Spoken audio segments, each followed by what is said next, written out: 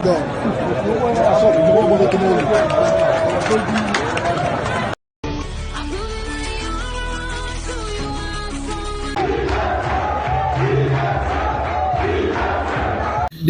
is currently shedding tears, saying, I don't know that as regards, because the UN delegate reportedly met with Simon Ekpa in Finland, and with what is going on in Nigeria, going on in most in Southeast, we've seen how ISIS attacked Imo University.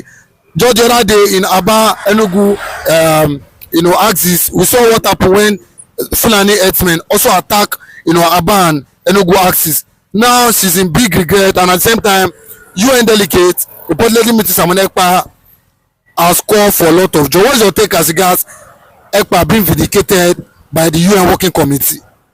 Yes, that is the news that was coming out from Haiti, Finland, to the surprise of Alexander Stubb, when he got a call, or they were reportedly told him that the UN Human Rights Committee on Arbitrary Human Rights, you understand, will be interested to visit Simon Ekpa, and to get his highlights and ask him some questions concerning what is actually playing out in Finland. But surprisingly, because of the direction of the US government, where recently over the freedom of nnamdikanu, a lot of people are speculating it was actually coming from that angle too, that the United Nations actually take up that matter, if a resolution can be reached and a motion moved in the Congress to free nnamdikanu, then how come that the Finnish government was able to carry out such illegality? So that issue has triggered fear, tension on the side of Bianca and Finnish ambassador to Nigeria, Sinasama, jittery, because it was what Bianca actually did not see coming. Biafra seriously in panic and in tears in that regard, because the consequences of it is going to be very disastrous, considering the legacy of his husband, Ojukwu. So Bianca was actually fingered in the process of trying to sell his own brother for the Fulani government. Now, the truth, no matter how old it is, one day the truth must actually come out. It is becoming very clear that Simon Ekpa acted in defense of his own people.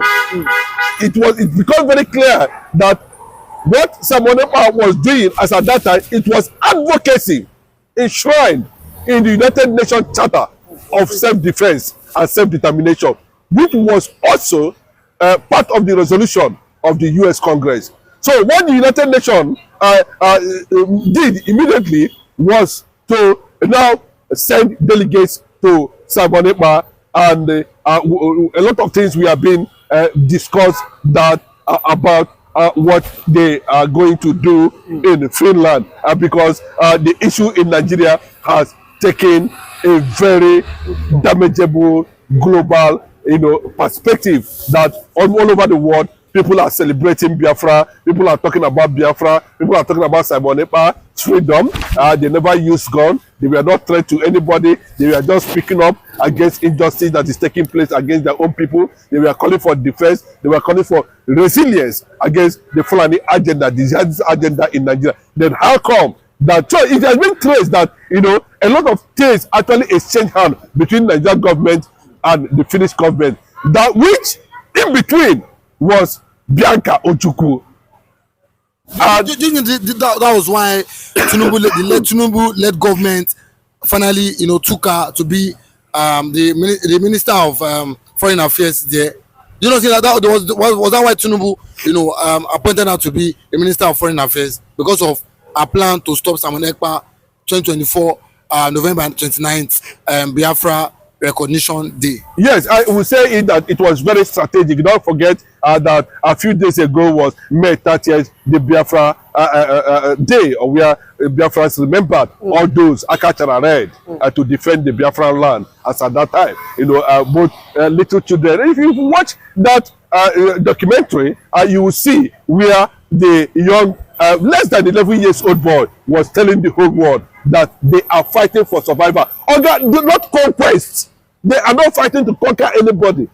And that is the position of Simon Ekpa. We are not saying this and that because we want to invade anybody, which is not in the DNA of Biafrans. What we want is freedom and safety for our own people. As simple as that. The right to exist, So just like the way Israel is going about defending themselves against terrorism, anybody that does not see it from that perspective, does not understand what it means to be part of grace of civilization. But that notwithstanding, so at that point now, a lot of things are beginning to build around the Biafra struggle. There's so much attention now around the Biafra struggle, and these are the people who alerted the world on time of what was actually going on. So the UN was actually surprised at these revelations, that to an extent, because of the damage the Nigerian government has done to themselves,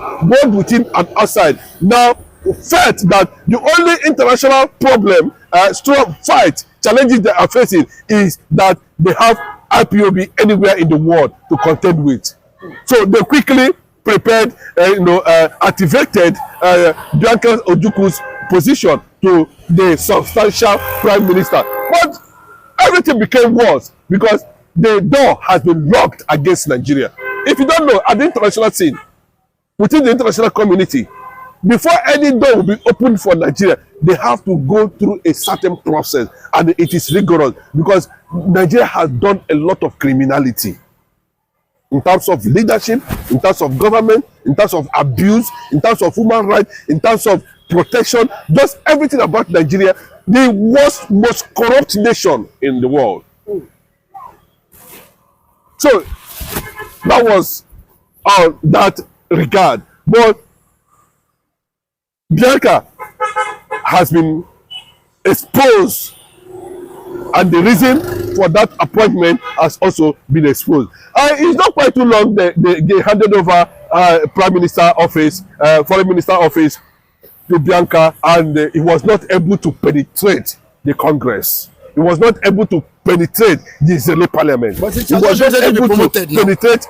She has just recently been promoted. She has been promoted not too long ago. He has been a state minister, a junior minister under the same ministry for a very long time. So it's not a new thing for her. I have been moving. You can see at every point in time, he's following Bola Ahmed Tinubu anywhere Bola Ahmed Tinubu is going. So it's not a new thing, but we expected her to hit the ground running. Well, I'm telling you, the international door has been locked against Nigeria, and there's nothing Bianca is going there to do that the IPOB does not know, and they are not aware of. And there's no office he will knock at that IPOB members cannot knock at.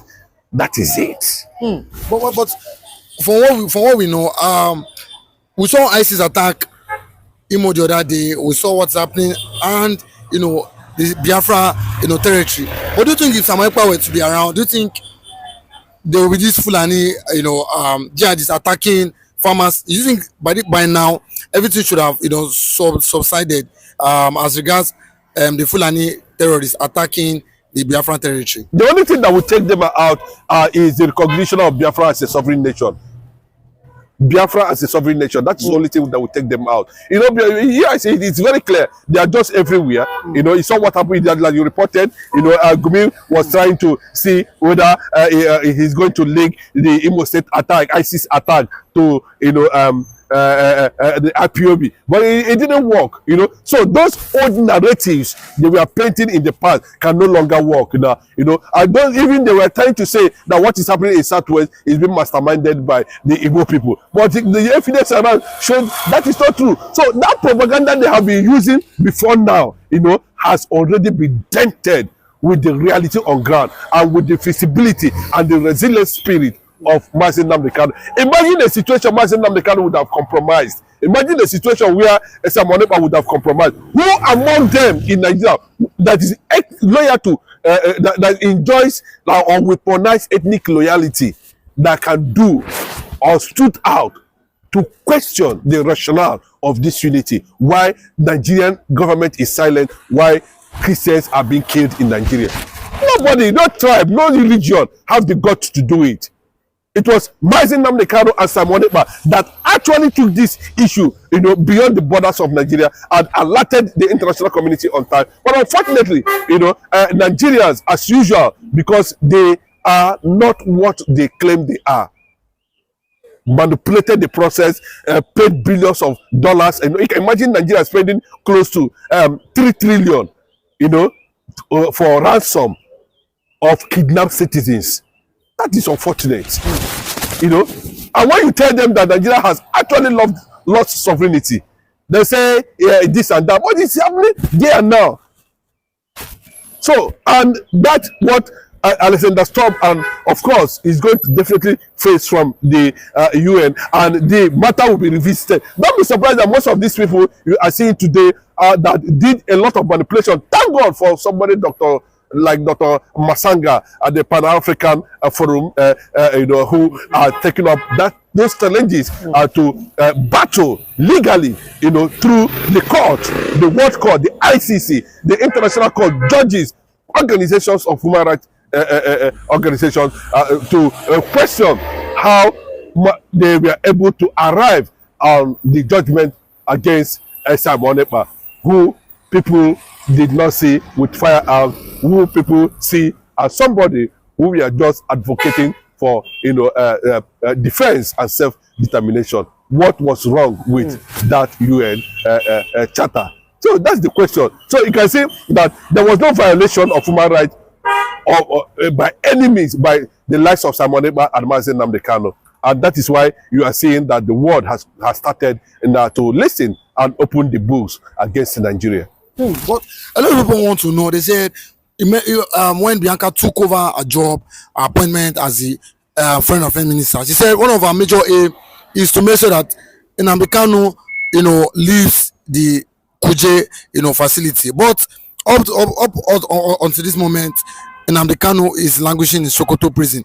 Do you think that she has abandoned the cause for Nnamdi Kanu's freedom? Who has abandoned the Bianca.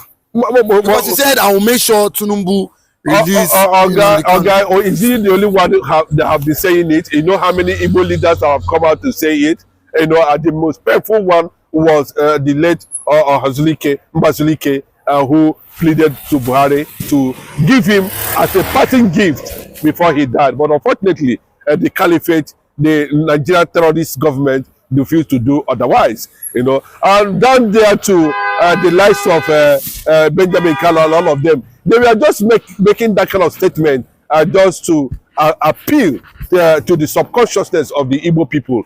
And I think it has gotten to that level that I keep on saying it, those appointments we are seeing that we are being given to these people were tailored by the caliphate, by the Sokoto caliphate. So what we need on this issue that has become, that has gone beyond control, is a superior force, and that is what is happening now. So there was no time. Yes, we can only give that level of respect because of the warlord, the late warlord Ojukwu, and who fought and defended the identity of the Jewish black nation in Africa. But apart of that, I don't think for now that Bianca command any form of respect on Igbo land currently now, because he never responded to all the lies of General Gowon on the unfortunate book he wrote against himself and the Fulani and the British government. That book is for the only people that will read that book are the British government and the Fulani agenda. And of course, the Southern of Sokoto and Gowon generation are the only one that will read that book. So, and for the fact he said that while Bianca was still alive, he has no audacity. He was not able to gather himself and respond and tell Gowon that what you are saying is a complete lies. But of course, we'll take that for another day, but that is what it means. So, no much regard on issue that he has not been involved. nnamdikanu cut the vision and is running it, perfectly. Without nnamdikanu, assuming nnamdikanu has compromised, we don't have seen this kind of global intervention on his behalf over the Biafra struggle. We wouldn't have been seeing the United Nations trying to send delegates to Finland over nnamdikanu, then over Simon Ekpa. Then the question is that why are these international agencies suddenly waking up? It tells you there's a lot that is happening, and don't be surprised that for so reason and this reason and other reasons, the US government will not have any option than to break up Nigeria.